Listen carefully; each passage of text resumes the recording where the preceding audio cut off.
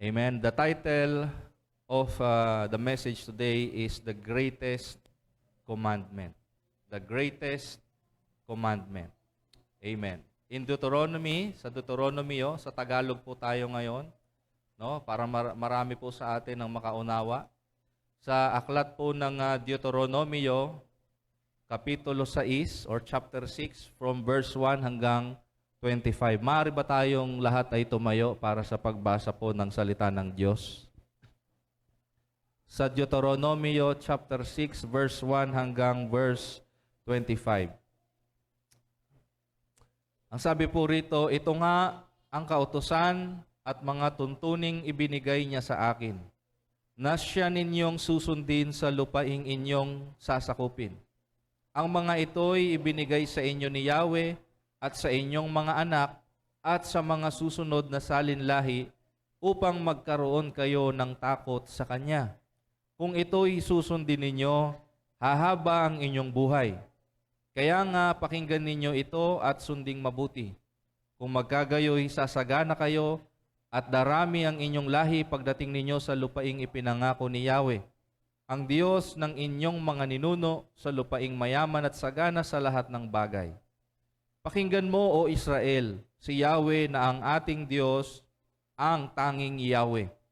Ibigin mo si Yahweh na iyong Diyos ng buong puso, buong kaluluwa, at buong lakas. Ang mga utos niya ay itanim ninyo sa inyong puso. Ituro ninyo ito sa inyong mga anak. Pag-aralan ninyo ito sa inyong tahanan, sa inyong paglalakbay, sa inyong pagtulog sa gabi, at sa inyong pagbangon sa umaga. Ipulupot ninyo ito sa inyong mga kamay bilang tanda. Itali sa inyong noo. Isulat sa mga hamba ng pintuan ng inyong bahay at mga tarangkahan. Verse 10. Malapit na kayong dalhin ni Yahweh sa lupaing ipinangako niya sa inyong mga ninunong sina Abraham, Isaac at Jacob. Maninirahan kayo sa malalaki at magagandang lungsod na hindi kayo ang nagtatag. Titira kayo sa mga tahanang sagana sa lahat ng bagay, ngunit hindi ninyo pinaghirapan. Iinom kayo ng tubig na galing sa mga balong hindi ninyo hinukay. Mamimitas kayo sa mga ubasan at sa mga olibong hindi ninyo itinanim. Kung kayo'y naroon na at masagana na sa lahat ng bagay, huwag na huwag ninyong kalilimutan si Yahweh na naglabas sa inyo sa Ehipto, sa bayan ng pagkaalipin. Magkaroon kayo ng takot kay Yahweh, paglingkuran ninyo siya, at sa kanyang pangalan kayo manumpa. Huwag kayong maglilingkod sa Diyos-Diyosan ng mga bayang pupuntahan ninyo, sapagkat si Yahweh na inyong Diyos ay mapanibughuing Diyos. Kapag sumamba kayo sa Diyos-Diyosan, magagalit siya sa inyo at lilipulin niya kayong lahat. Huwag ninyong susubukin si Yahweh na inyong Diyos, tulad ng ginawa ninyo sa Masa. Sundin ninyong mabuti ang kanyang mga utos at mga tuntunin. Gawin ninyo kung ano ang tama at mabuti sa paningin ni Yahweh at mamumuhay kayong matiwasay. Masasakop ninyo ang lupaing ipinangako ni Yahweh sa inyong mga ninuno. Mapapalayas ninyo ang inyong mga kaaway tulad ng pangako niya sa inyo. Kapag dumating ang araw na itanong ng inyong mga anak kung bakit kayo binigyan ni Yahweh ng kautusan at mga tuntunin, ganito ang sabihin ninyo. Noong araw, inalipin kami ni Faraon ng Ehipto. Pinalaya kami roon ni Yahweh sa pamamagitan ng kanyang kapangyarihan.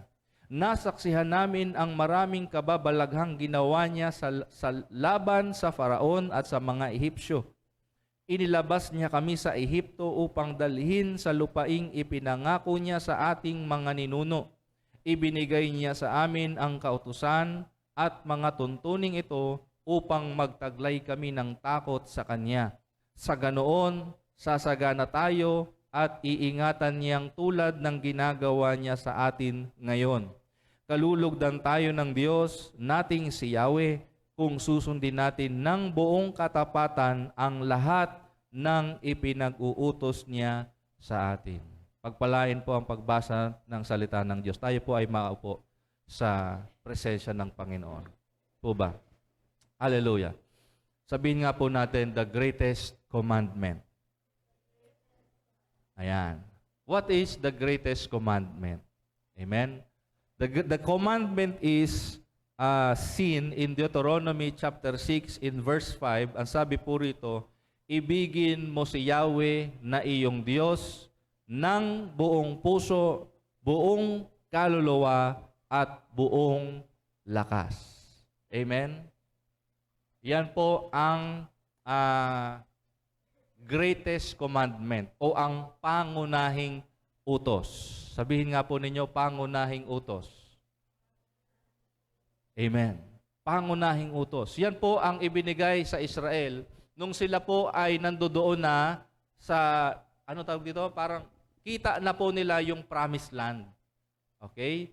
At ito po yung bilin sa kanila ng Panginoon sa pamamagitan po ni Moises bago sila makarating doon sa promised land. Meron pong ibinigay na utos ang Panginoon sa kanila bago pa man sila dumating doon sa promised land. Parang tayo ngayon. Di ba wala pa tayo sa promised land? Amen? Wala pa tayo sa langit. Tama po ba? Before we come doon sa promised land, yung pinangakong lupa sa atin ng Diyos, yung kalangitan o yung kanyang kaharian sa langit, ito yung kanyang pangunahing utos sa lahat ng mga mananampalataya. Amen. Sabi mo sa katabi mo, ito yung pangunahing utos sa iyo ng Diyos. Ito po yung pangunahing utos sa atin ng Diyos. Hello? Ang pangunahing utos sa atin ng Diyos ay ibigin daw natin siya ng buong puso. Sabihin nyo nga po, buong puso. Paano ka magmahal? Paano ka umibig? Ano ang ugali mo pagka ikaw ay in love? Di ba lagi kang nagpapaganda? Lagi kang nagpapapogi? Lagi kang nagpapabango? Ano pa? Lagi kang nagbibihis ng maganda? Gusto mo lagi kang nakapostura? Gusto mo lagi kang gwapo? Gusto mo suot-suot pa yung magaganda mong mga alahas? Tama? Kasi gusto mong mapansin nung minamahal mo. Amen? Amen po ba? Amen. Kaya alam niyo po ba yung mga babae, nagtatampo sila pagkabihis, nakabihis sila, naka-makeup sila, tapos di mo sila pinapansin.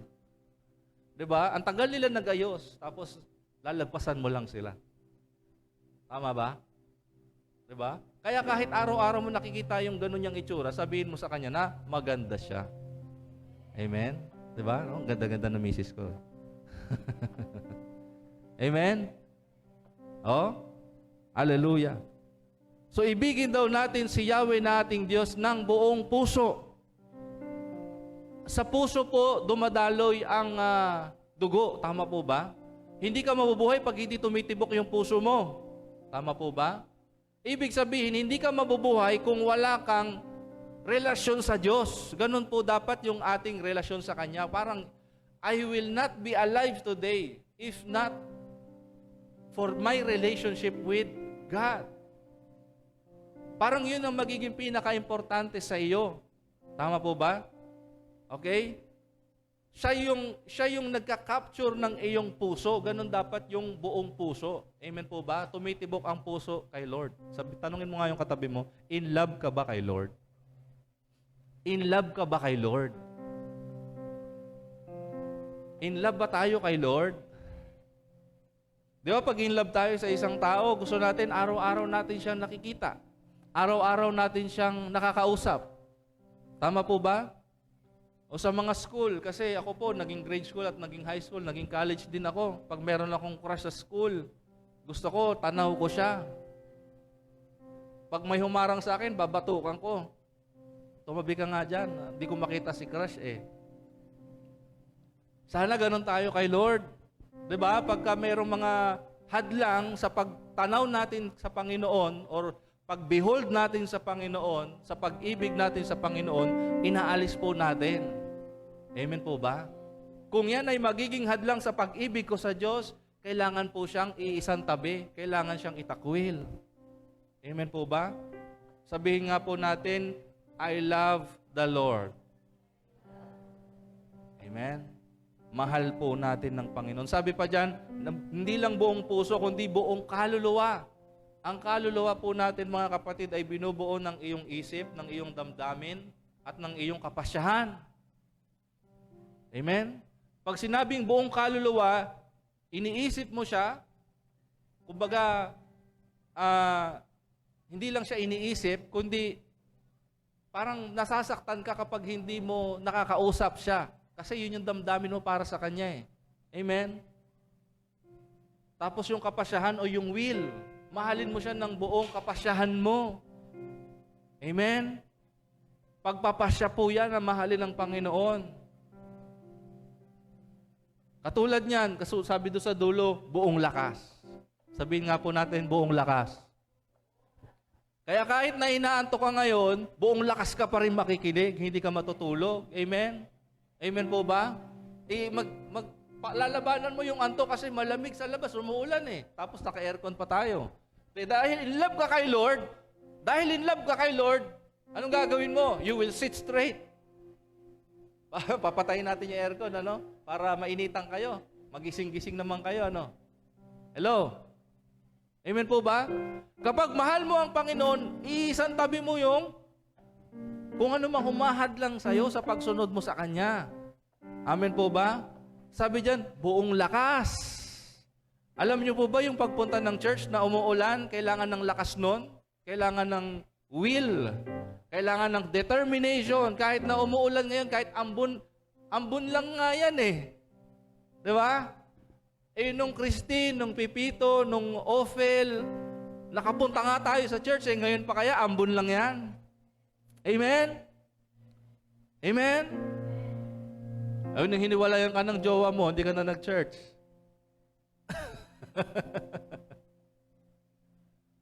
Ha? Nung binasted ka, nung nililigaw mo, hindi ka na nag-church, ay, ganun pala. Nag-church na nga ako, di pa rin ako sinagot. Bakit? Yun ba yung dahilan mo kaya ka nag-church para sagutin ka ng nililigawan mo? Hindi. Ang pangunahing utos sa atin ay ibigin si Yahweh. Mahalin siya higit sa lahat. Amen? Tanungin mo nga yung katabi mo, mahal mo ba si Lord? Alam niyo po ba yung pagmamahal kay Lord ay merong, ano ba sa ibang term yung presyo? Tagalog, sa Tagalog. May bayad.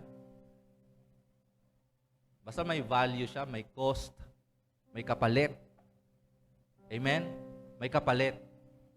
Kasi sabi po na Jesus Christ, you cannot love God and mammon. Hindi mo pwedeng ibigin ng Diyos kasabay ng pag-ibig mo sa pera o sa lapi o sa mundo. Okay? Kung merong kahati sa puso natin si Lord, o kung may mas higit sa pag-ibig natin kay Lord, halimbawa, mga alalahanin dito sa mundo, at kung ano-ano pa, naunawaan po ninyo, nagkakasala po tayo sa Kanya. Kasi ginagawa po nating Diyos-Diyosan yung mga bagay na yon sa buhay po natin. Di ba binasa po natin kanina, ayaw ng Diyos na meron tayong Diyos-Diyosan. Ano ba yung Diyos-Diyosan? Hindi lang po ito yung mga ribulto na nakikita po ninyo na sinasamba ng mga sumasamba sa kanila. Ang Diyos-Diyosan po ay mga bagay o emosyon na pwedeng pinapahalagahan mo sa buhay mo kaya hindi ka makasunod kay Lord. Tanungin mo yung katabi mo, anong mas mahalaga sa'yo? Anong mas mahalaga sa'yo? Anong mas mahalaga sa atin? Amen. Okay? Ibigin mo si Yahweh na iyong Diyos ng buong puso, buong kaluluwa, at buong lakas. Mamaya po sasagutin natin yan. Bakit po inutos ng Diyos yan? Bakit kaya inutos ng Diyos yan na mahalin natin siya? Excited ba kayo malaman kung bakit niya inutos yan? Excited ba kayo? Kasi po hindi naman yan iuutos ng Diyos kung walang dahilan, kung walang purpose, kung walang layunin. Ang lahat po ng utos ng Panginoon na nakasulat po sa Bible po natin, meron niyang kahalagahan, meron niyang importansya, meron niyang kahulugan. Hindi lang yan isinulat dyan para wala lang. Naunawaan po natin. There is a reason behind why God said that you shall love the Lord your God with all your heart, with all your soul, and with all your strength. Merong reason po dyan. Okay. But first, I want to give you guides or guidelines kung paano po natin masunod yung utos na yan. Okay ba sa inyo? Okay ba sa inyo? Paano kaya natin masunod yan? Kasi ang hirap di ba? Nahirapan ba't kayong mahalin si Lord ng buong puso, buong kaluluwa, buong lakas? Sa ibang mga Kristiyano, lalo yung mga bago, mahirap sundin yung kautusan ng Panginoon na walang higit sa Kanya, walang kahati. Pero paano nga ba natin magagawa? Number one po, para magawa mo yung commandments ng Panginoon, number one, i-remind mo yung sarili mo ng pag-ibig at biyaya ng Diyos sa iyo. Ipaalala mo sa sarili mo yung biyaya, yung awa, yung habag, yung pag-ibig ng Diyos sa buhay mo. Mababasa po natin yan sa Deuteronomy chapter 6 verse 20 to 24. Sabi po dito,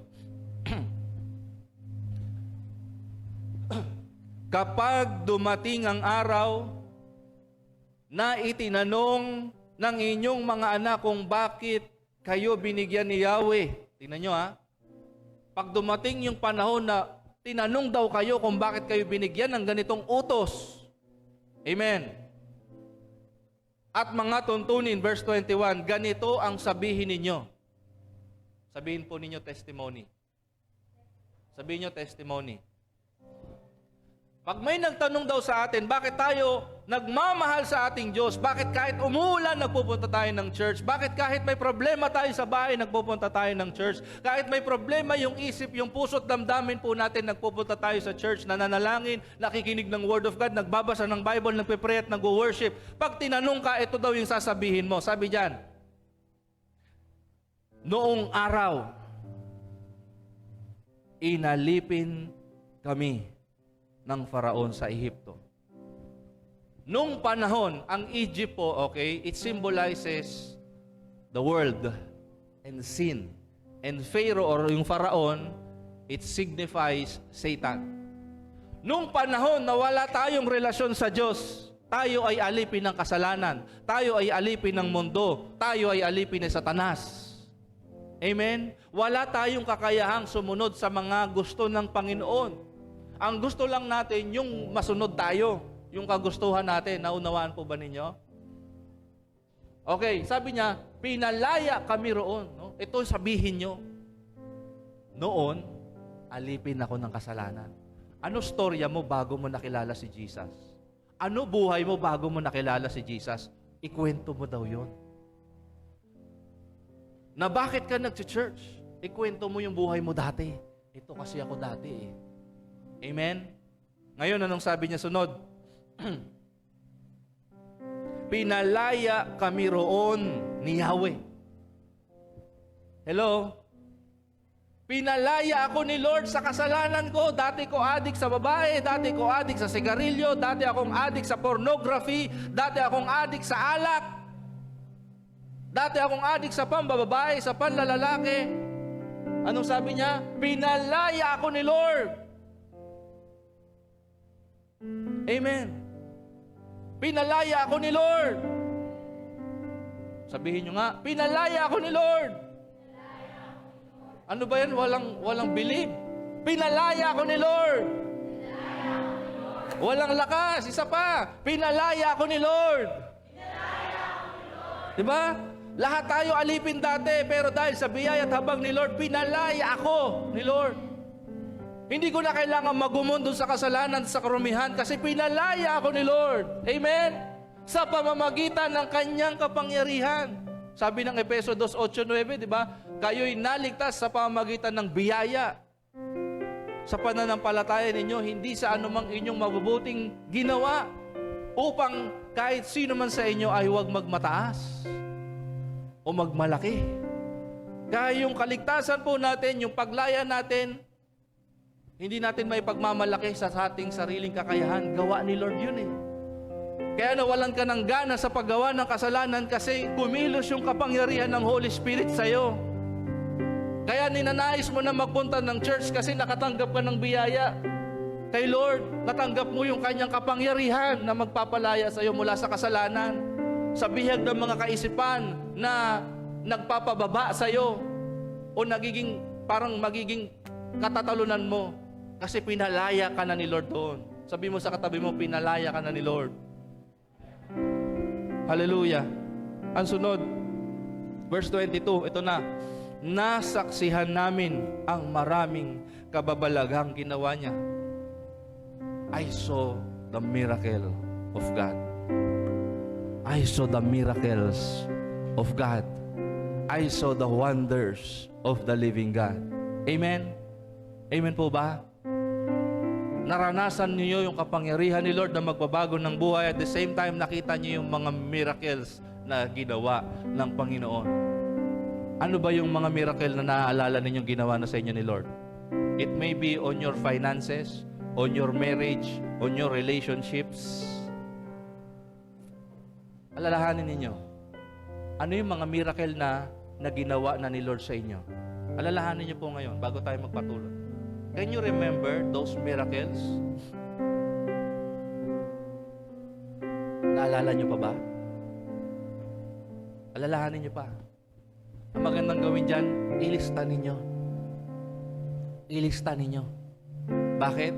Kasi para pagka may mga oras o may mga panahon na nanlulumo kayo, nanlalamig kayo, pwede niyong balikan yung mga miracle na nagawa na ni Lord sa inyo. Tiyak, palalakasin ulit kayo ng Panginoon. Amen. Next verse. Hanggang 24. Sabi diyan, inilabas niya kami sa Ehipto, sa mundo. Inilabas niya kami para ano? Dalhin sa lupaing ipinangako niya. Hindi kanya pinalaya sa kasalanan para magstay sa kasalanan. Mayroon siyang balak pagdalhan sa iyo. Amen po ba? Hindi ka po niya madadala doon sa lupaing ipinangako niya kung mananatili ka doon sa lupang pinanggalingan mo o doon sa kasalanan kung saan ka naging alipin. Gusto mong ma-enjoy yung mga blessing ni Lord sa buhay mo, kailangan mong iwan yung dating buhay mo. Kaya hindi mo ma-enjoy yung blessing ngayon ni Lord kasi ini-enjoy mo pa yung dating buhay mo. Kaya hindi pinagkakaloob ni Lord yung magandang buhay, masaganang buhay na iniisip mo o galing sa Kanya kasi may binabalikan ka pang lupa. May binabalikan kang mundo. Amen po ba? Kaya hindi mo maranasan yung pinakamasaya na kayang ibigay sa iyo ni Lord kasi meron kang binabalikan na pinaiiwan na sa iyo ni Lord. Mayroon siyang gustong pagdalahan sa iyo. Anong sabi sa John 10:10? Ang kaaway ay napunta rito para magnakaw, manira, magwasak. Pero sabi ni Lord, ako ay naparito para ng aking tupay magkaroon ng buhay. Buhay na masaganang lubos. Tanungin mo yung katabi mo, tupa ka ba? Kasi sa tupa lang niya pinangako yung buhay na masaganang lubos. Ano yung tupa? Ang tupa po ay mga taong nakikinig at sumusunod kay Lord. Gusto mo maranasan yung masaganang buhay? Taas ang kamay ng gusto maranasan yung masaganang buhay na pinangako ni Lord. Gusto mo maranasan yon? Gusto mo maranasan yon? Sumunod ka kay Lord.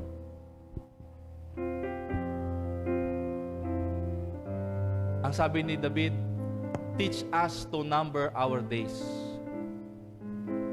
Nabasa niyo ba yon? Tulungan mo ako na bilangin kung ano yung panalalabi sa buhay ko. Bata pa siya nun ha. Hindi pa siya ganun katanda. Teach me to number my days. O, wag muna kayo magkwentuhan dyan ha, mga boys. Focus tayo sa word ni Lord ha. Teach us to number our days. Basahin nga po natin, Kuya Jello, yung mga ngaral. Babalikan ko yan mamaya. Mga ngaral, chapter 12, verse 1 to 3. Or Ecclesiastes. Okay. 1 to 3. Verse 1 muna.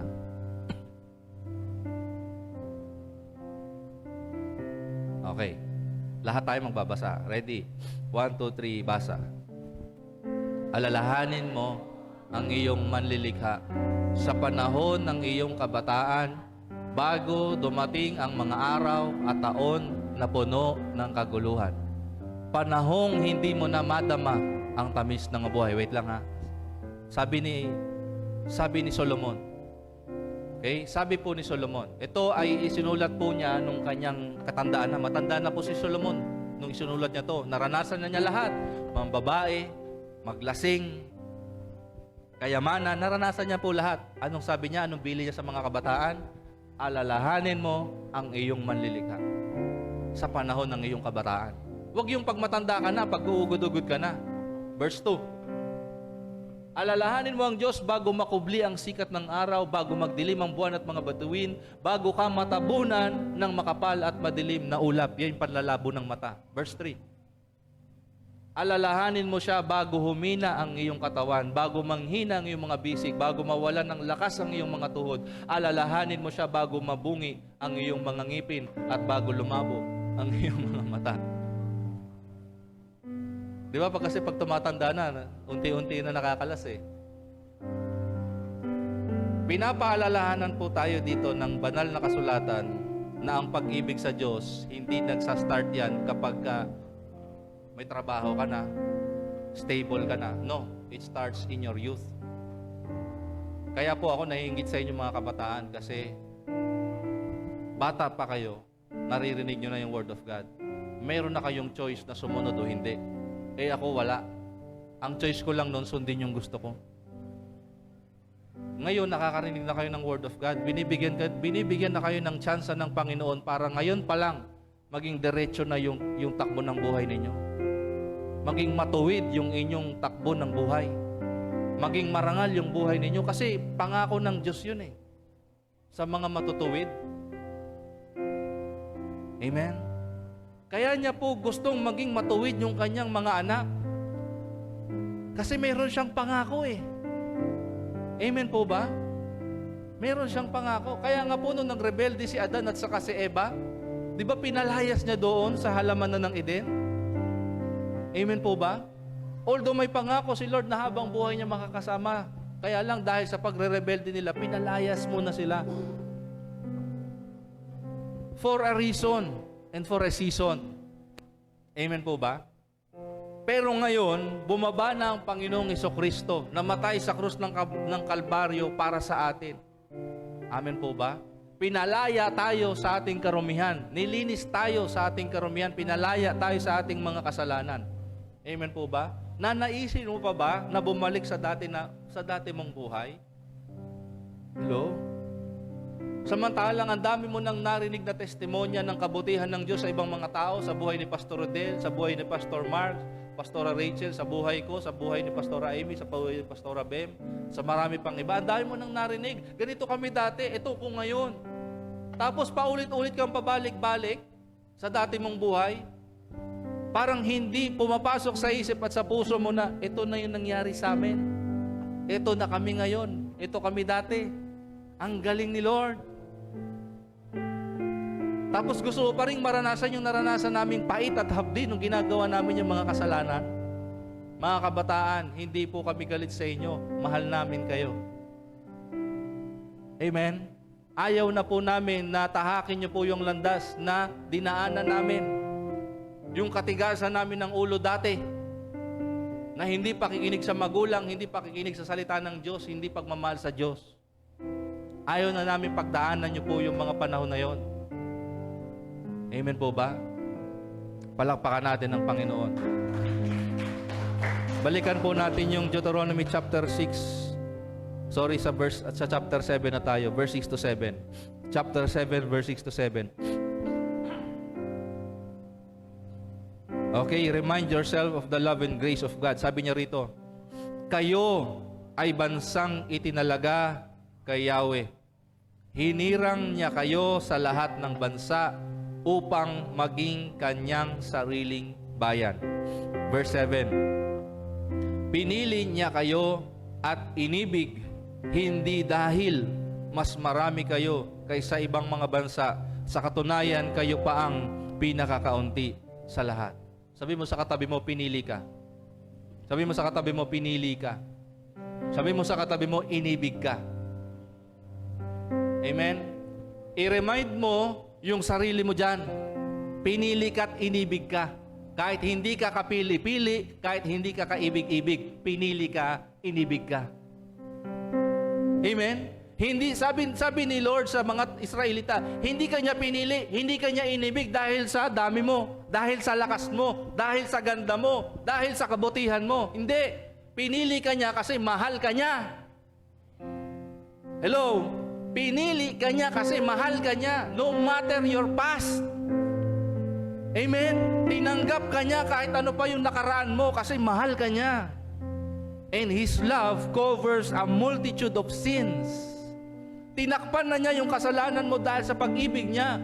Dudungisan mo pa rin ba yung buhay mo? Yes or no? How do I keep the commandments? Number 2, keep His word in your heart.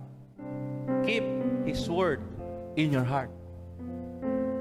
Panatilihin mo yung salita ng Diyos sa puso mo. Amen?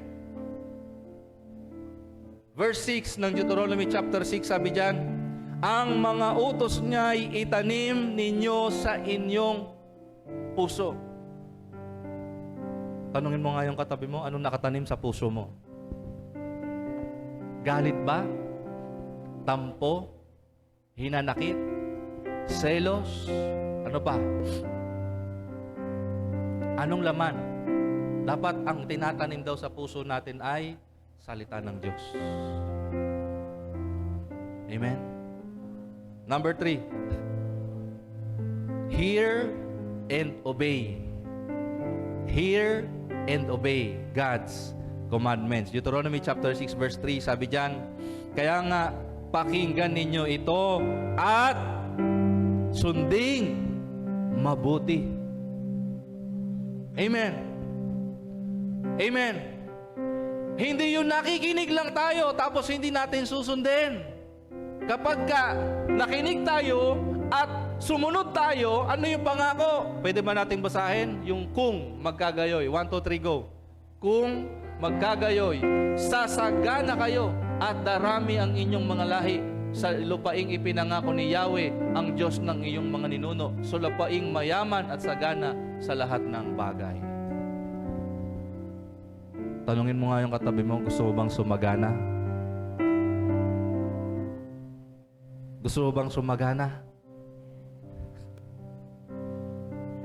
Alam niyo po, mayroong mga tao na sumasagana buhay kahit walang Diyos. Does it mean na kahit okay lang, kahit wala akong Diyos, kahit hindi na ako mag-church, yayaman pa rin naman ako eh? Does it mean that? Ganun po ba yung ibig sabihin no? Na kasi may mga tao namang hindi sumusunod kay Lord eh, tapos yung mayaman. Eh di hindi na rin ako magseseryoso kay Lord para yumaman din ako. Anong sabi ng Panginoong Hesus? Aanhin mo, makamit mo man lahat ng kayamanan sa mundo, pero mawala naman kaluluwa mo. Walang masamang yumaman. Amen? Walang masamang yumaman. Pero kung yung pagyaman mo ay dahilan para lumayo ka sa kalooban ng Diyos sa buhay mo, layuan mo na lang. Kung yung pagiging kayo nung nililigawan mo ay magiging dahilan para lumayo ka sa Diyos, huwag mo nang ituloy. Amen po ba? Kung yung trabaho na ina-applyan mo ay magiging dahilan para lumayo ka sa kalooban ng Diyos, huwag mo nang tanggapin. Amen? That's loving the Lord your God with all your heart, soul, and strength. Kasi magde-decide ka kung sino ang mas masusunod. Si Lord ba o ako? I have a story for you. Meron ako kilalang pastor. Meron siyang malaking offer sa Japan. 6 digits. Magkano yun? 6 digits. 100,000 plus. Meron siyang malaking offer sa Japan. Bakit? Siya ay may background ng IT. Malaki ang offer niya sa Japan. Pero nasa full-time ministry siya ngayon. May dalawa nang tumawag, I think, sabi niya, dalawa na atang company yung tumawag sa kanya. Okay, yung una, may offer na 6 digits, yung isa may offer din, pero mas mataas pa doon. Sabi niya, wow naman. Pero, before nung offer na yun ng trabaho, mayroon na siyang na-receive kay Lord na magpo-full time talaga siya. Galing kay Lord yun, ha? Galing kay Lord, yung command or yung tawag doon, parang prompting or impression na maglilingkod ka sa akin. Yun na-receive niya. Tapos may nag-offer. Wow, 6 digits. Lord, sa'yo ba to galing? Nag-ano siya talaga, nagtatalo siya sa isip niya kasi ang laki ng offer eh. Tapos gustong-gusto niya pa sa Japan. Yun talaga yung nasa heart niya. Gustong-gusto niya mag-Japan. Sabi niya, Lord, sa'yo ba to?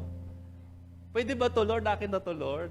Pero, habang nagpe-pray daw siya kay Lord, sabi niya, walang peace. Pinagpe-pray niya na uuhan niya yung offer na yon. Habang pinagpe-pray niya, wala siyang kapayapaan. Kasi bakit kaya? Kasi may una nang sinabi si Lord sa kanya eh, maglilingkod ka sa akin. Alam niyo po nangyari, dahil tinanggihan niya yung dalawang offer na yon ng 6 digits, alam niyo po ba nangyari? Si Lord hinigitan pa yung binigay sa kanya. Hindi siya pumunta ng Japan, siguro 2 weeks siya sa Japan. 2 weeks Pumunta sa Japan, wala siyang ginastos for vacation, not for work. Binigyan siya ni Lord ng pera, libreng transportation, libreng pagkain, libreng tirahan para makapagbakasyon sa Japan. Na hindi para magtrabaho, kundi magbakasyon lang. Kasi sinunod niya si Lord. Prior to that, ilang buwan niyang gusto niya na mag-quit sa ministry. Mas mahal niya si Lord. Mas mahal niya si Lord. Mas mahal niya si Lord. Ang sabi ng Bible, for my God will do exceedingly abundantly above all that we could ask or think. Kayang gawin ni Lord yon. Amen? Mahalin mo lang siya ng buong puso, buong kaluluwa, at buong lakas mo. Number 4, how do I keep the commandment? Ito po yung isa sa mga hindi nagagawa ng maraming mga Christian. Ang ituro at pag-usapan yung mga kautusan. Ang akala po kasi natin, pag nakinig na tayo dito sa church ng Word of God, tapos na, yun na yun. Alam niyo po ba na mas nare-retain yung mga napag-aaralan po natin when we talk about it sa bahay natin or sa school natin or sa trabaho natin. Ang sabi po ng Deuteronomy chapter 6 in verse 7, ituro ninyo ito sa inyong mga anak. Hindi lang ituro. Anong sabi diyan? Pag-aralan. Sabi mo sa katabi mo, pag-aralan. Pag-aralan ninyo ito sa inyong tahanan, sa inyong paglalakbay, sa inyong pagtulog sa gabi, at sa inyong pagbangon sa umaga. Amen. Kung mahal mo si Lord, gagawin mo yan. Na ituro at pag-usapan ang salita ng Diyos sa bahay, sa kalsada, sa eskwelahan, sa trabaho, kahit nasaan ka. You will talk about His Word because you love Him. Di ba yung mga taong in love, hindi mapigilan na pag-usapan yung taong mahal nila? Lagi niyang kinukwento sa kaibigan niya kasi mahal na mahal niya eh. Amen po ba? Kukwento niya sa nanay niya, kukwento niya sa lolo't lola niya, kukwento niya sa kapatid niya, sa pinsan niya, sa pamangkin niya. Uy, in love ako dito. Alam mo ba, ganda-ganda nito. Lahat ng detalye, no? Yung mata niya, ganito, brown. Yung lips niya, grabe, sobrang pula. Yung cheeks niya, parang hindi na nagme-makeup pero mapula pa din. Yung ilong niya, grabe. Alam niyo ba, nabasa niyo yung Song of Solomon kung paano i-describe ni Solomon yung babae? Ang kintab ng kanyang balat. Nagniningning ang kanyang mga labi. Wow, grabe. Ganun na ganun yung kanyang pag-ibig. Dinidescribe niya lahat. Yung kanyang buhok, grabe, ang lambot, ang bango. Dinidescribe niya lahat ng parte ng katawan ng babaeng minamahal niya. Basahin niyo yung Song of Solomon. Ganun niya kamahal. Tayo. Ganun niya tayo kamahal. Bawat detalye ng buhay mo, bawat detalye ng katawan mo, alam niya. Alam niya kung ilan bilang ng buhok mo kahit napapanot ka na. Kilalang kilala ka niya. Mahal na mahal ka niya. Amen? Hindi niya pinipili kung pango o matangos. Pareho niyang mahal yan. Amen? Amen. You teach and talk about God in your house. Pag bumabiyahe ka, pag nasa school ka na o nasa trabaho ka, everywhere you are, you talk about God because you love Him so much. Ang mga taong in love kay Lord, hindi niyan mapipigilan na i-share si Lord. Amen po ba? Even in your social media. Yan ang nakikita sa inyo. Siya ang bukang bibig ninyo kasi mahal na mahal mo si Lord. Amen. Now let's talk about this important matter. Bakit nga ba natin kailangang nasundin yung commandment to love the Lord our God with all our heart, soul, and strength? Number 1.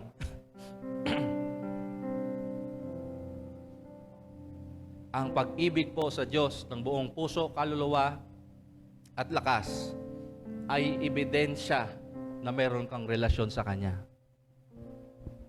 Hello? Are you listening? Are you here? Ang pag-ibig mo sa Diyos ang ebidensya na may relasyon ka sa Kanya. Deuteronomy chapter 6 verse 25. Sabi diyan, kalulugdan tayo ng Diyos nating si Yahweh kung susundin natin ng buong katapatan ang lahat ng ipinag-uutos niya sa atin. John chapter 14 verse 15, 21 and 23. Juan chapter 14 verse 15.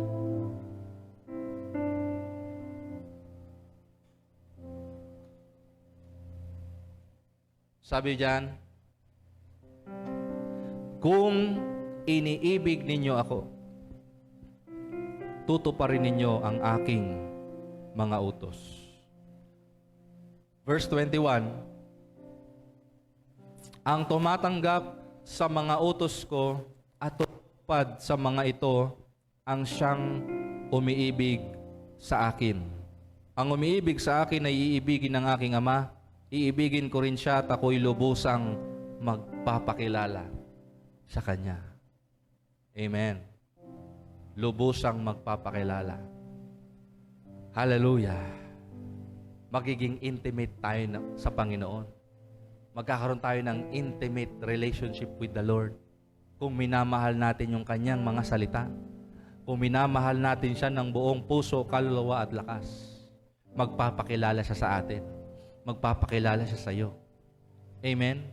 Kung paano siya nagpakilala kay Noah, kung paano siya nagpakilala kay Abraham, kung paano siya nagpakilala kay Sarah, kung paano siya nagpakilala kay Hagar, kung paano siya nagpakilala kay Isaac, kay Jacob, kay David, kay Pablo, kay Pedro, sa akin, sa asawa ko, at marami sa inyo, makikilala niyo siya.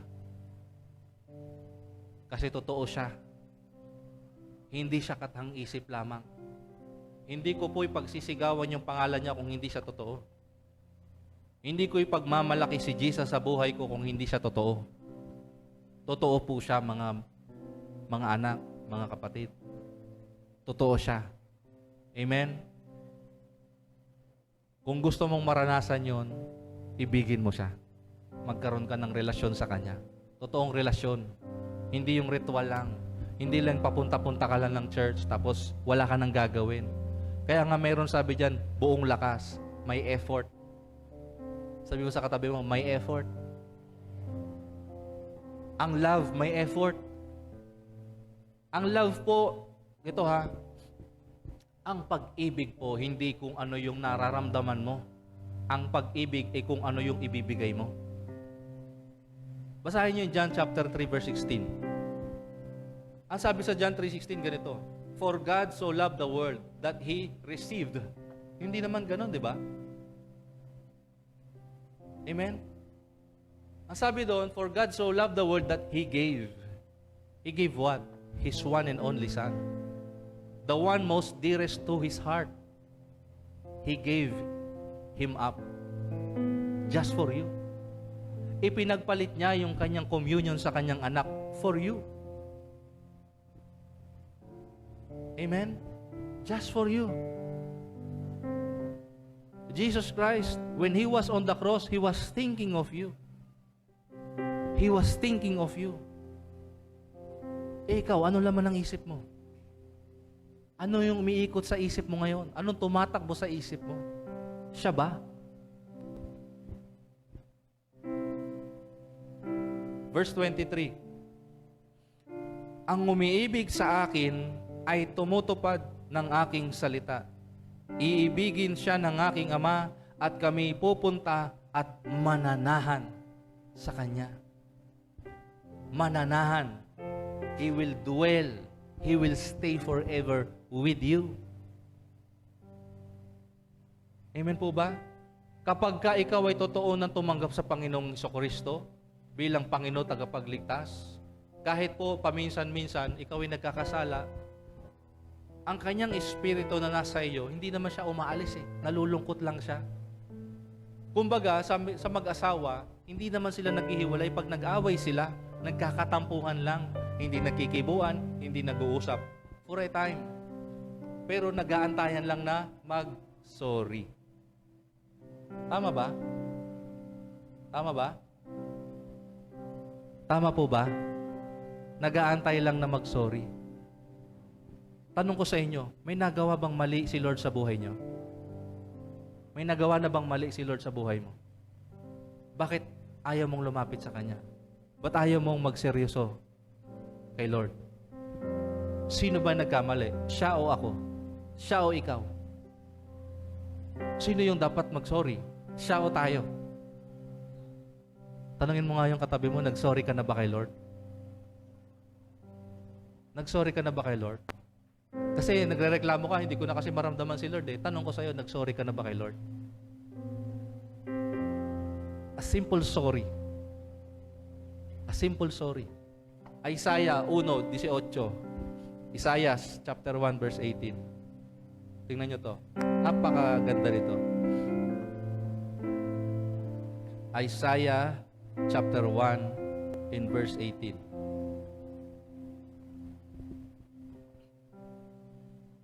Okay, pwede bang pakibasa? Ready? 1, 2, 3, go.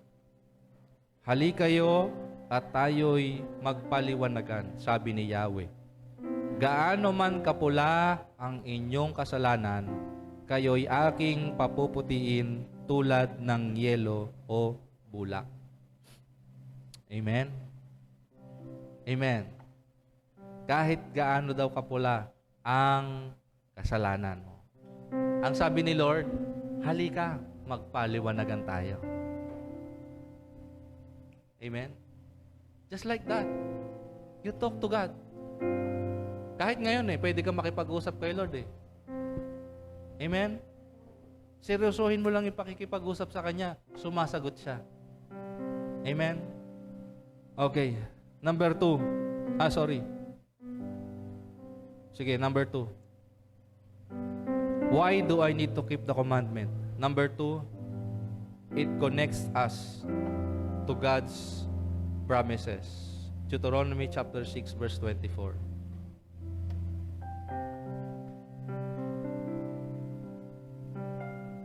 Sabi diyan, ibinigay niya sa amin ang kautusan at tuntuning ito upang magtaglay kami ng takot sa Kanya.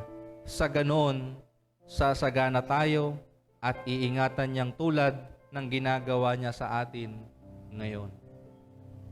Amen. Ibinigay daw po ang kautusan. Ibinigay po ang salita ng Diyos para Unang-una, matakot ka sa Kanya. Hindi po yung takot na yung afraid or you are being terrorized. No. Ito pong takot na to, ang ibig sabihin po niyan, you are afraid of losing Him. Yung ganung takot. Amen po ba? Reverence and awe, yung pagkamangha sa Diyos, yan po yung fear of the Lord. Amen? That's the beginning of wisdom. The fear of the Lord is the beginning of wisdom. The fear of the Lord is the beginning of knowledge. The fear of the Lord is prosperity. Amen.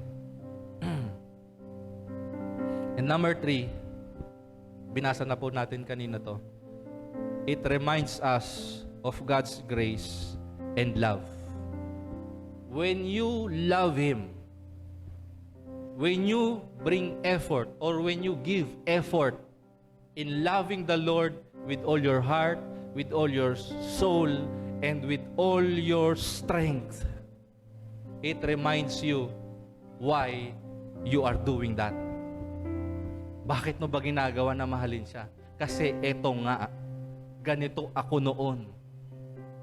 Dito niya ako kinuha at dito niya ako dinala at dadalhin. Amen po ba?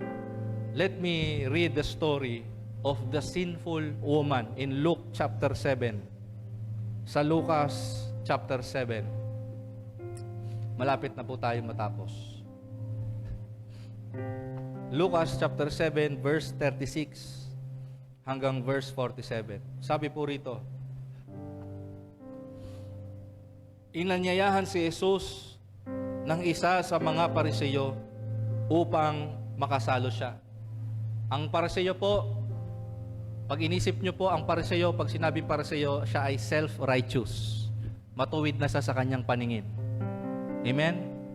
Do you get that? Naunawaan po ninyo? Matuwid na siya sa kanyang paningin. Hindi niya na kailangang mag-repent. Hindi niya na kailangang mag-sorry because he is a Pharisee. Matuwid ako. Mabuti akong tao. That's the Pharisee. Okay? Ang sabi niya, inayayaan daw si Jesus ng isang Pharisee, a self-righteous one. Sabi niya, pumunta naman siya sa bahay nito at dumulog sa lapag. 37. Sa bayang iyon ay may isang babaeng makasalanan. Look at your neighbor. Ipagpalagay nating ikaw yon. Babae o lalaking makasalanan. Kasi ang sabi ng Bible, lahat ng tao ay nagkasala. Tingnan mo yung katabi mo. Pareho kayong makasalanan. Lahat tayo makasalanan. Pagpalagay nyo na kayo yan. Ha? Sabi diyan, nabalitaan niya na kumakain si Jesus sa bahay ng Pariseyo. Kaya't nagdala siya ng pabangong nasa sisidlang alabastro. Ito pong pabango na to, yung lalong-lalo na yung lalagyan, yung alabaster jar. Ito po ay napakamahal na lalagyan. Kumbaga, yung pabango na nasa loob, mahal na, yung lalagyan, mas mahal pa. At yung halaga po nung pabango na yan, kasama ng alabaster jar, ay sahod po ng isang manggagawa sa isang buong taon. Okay? Anong nangyari? Sabi dito, lumapit siya sa likuran ni Jesus sa gawing paanan. Umiiyak na binasa niya ng kanyang mga luha ang mga paa ni Jesus. Pinunasan niya ng kanyang sariling buhok, hinalikan at binuhusan ng pabango ang mga paa nito. Binuhos daw ng babaeng makasalanan yung mahal na pabango sa paa ni Jesus. Yung pabango na po na yun, hindi po siya maibubuhos kung hindi mo babasagin yung lalagyan. Amen? Kailangang mabasag ng lalagyan para maibuhos mo siya. Amen? So, binasag niya yung lalagyan. Sabihin niyo sa katabi niyo, binasag. Okay? Binasag. Verse 39. Nang ito'y makita ng Pariseyo na self-righteous, nag-anyaya kay Jesus, nasabi nito sa sarili, kung totoong propeta ang taong ito, dapat alam niya na ang babaeng humahawak ng kanyang paa ay isang makasalanan. Bilang tugon sa iniisip ni Simon, sinabi ni Jesus, Simon, may sasabihin ako sa iyo. Ano po iyon, guro? Sagot niya. 41, sinabi ni Jesus, may 2 taong may utang sa isang nagpapahiram ng pera. 500 salaping pilak ang inutang ng isa, or 500 silvers. At 50 salaping pilak, 50. Sinong greater? 50 o 500? Sinong greater? 500 o 50? 500. Okay. Sabi diyan, verse 42, nang hindi sila makabayad, pareho silang may utang. Yung isa 500, yung isa 50. Nang hindi sila makabayad na pareho, kapwa sila pinatawad. Okay? Wala na daw sila parehong utang. Ang sabi diyan, ngayon, sino sa kanila ang higit na magmamahal sa pinagkautangan? Sino po sa kanila? Yung 50 lang yung utang o 500? Yung 500 kasi mas malaki utang niya eh. Amen po ba? 43, sumagot si Simon, sa palagay ko po'y ang pinatawad sa mas malaking utang. Tama ang sagot mo, tugon Jesus. Nilingon niya ang babae at sinabi kay Simon, yan na. Nakatingin na sa iyo si Jesus. Okay? Nakikita mo ba ang taong to? Tingnan mo yung katabi mo. Nakikita mo ba yung katabi mo? Sabi diyan, pumasok ako sa bahay, sa iyong bahay, at hindi mo man lang ako binigyan ng tubig para sa aking mga paa. Ngunit hinugasan niya ng luha ang aking mga paa at pinunasan ng mga ito ng sarili niyang buhok. Biro mo yun? Grabe yung tangis at yung iyak ng babaeng yun sa paanan ni Jesus na nahugasan yung paa ni Jesus sa dami ng kanya. Bakit? Verse 45, hindi mo ako hinalikan, ngunit siya. Mula nang pumasok ay hindi na tumigil ng kahahalik sa aking mga paa. Grabe, no? 46, hindi mo nilagyan ng langis ang aking ulo, subalit binuhusan niya ng pabango ang aking mga paa. Kaya't sinasabi ko sa iyo, malaki. Sabi niyo malaki. Sabi niyo malaki. Malaki ang kanyang pagmamahal sapagkat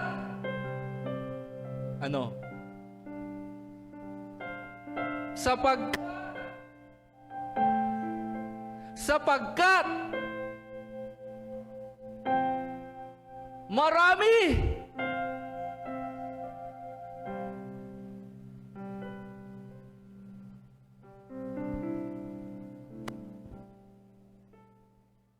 Alam niyo, pag umibig si Lord, hanggang wakas. Amen? Pag nagmahal si Lord, hanggang wakas. Yung babae, kaya niya pinapakita yung effort na yun kay Lord. Kasi alam niya yung effort na ginawa sa kanya ni Lord. Ang daming kasalanan pinatawad sa kanya. Kaya gano'n na lang niya mahalin si Lord. Kaya kung naunawaan mo kung gaano ka kamahal ni Lord, kung gaano karaming kasalanan yung pinawalang sala niya at pinatawad niya sa buhay mo.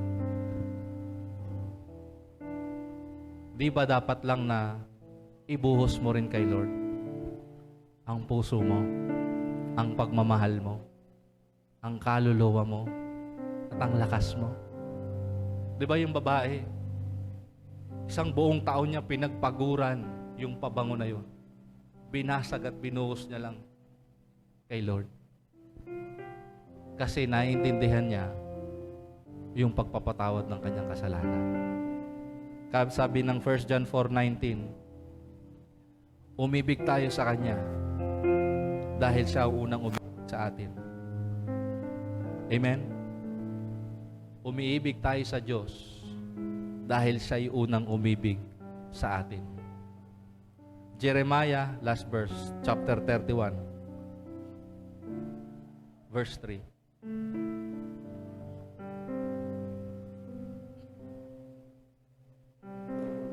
Jeremiah chapter 31, verse 3.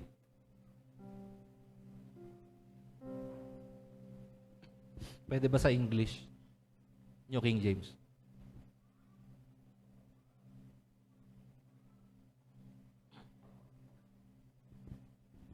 Sabi po dyan ng Bible, "The Lord has appeared of all to me, saying, Yes, I have loved you with an everlasting love." Sabihin nyo nga po, everlasting love. Si Jeremiah po, he was in the middle of the rebellion of Israel. Nung panahon po na naisulat ni Jeremiah yan, ang Israel po ay alipin po ng Babylon. At ang Israel nawalan na po ng pag-asa sa buhay nila. Kasi ang isip nila, pinabayaan na sila ni Lord. Pero nangusap ang Diyos kay Jeremias o kay Prophet Jeremiah, ito sabihin mo sa kanila, "The Lord has appeared of all to me," sabi ni Jeremiah. Nagpakita sa akin ng Panginoon. At ito sabihin mo sa Israel. Ito ang sabihin mo sa bayan ko. Sabihin mo sa kanila, minamahal ko sila ng everlasting love. Amen. I have loved you with an everlasting love. Kahit na nagrebelde kayo, sabi niya. Kasi naging rebelde yung mga Israelita kaya sila naging alipin. It's because of their sin. It's because of their rebellion. Pero sabi ni Lord, I have loved you with an everlasting love. Kaya sabi ni Lord sa John chapter 15, kung di ako nagkakamali, sabi niya, verse 16, "Greater love has no one than this, than a friend to give up his life." Amen? Tama ba yung verse ko?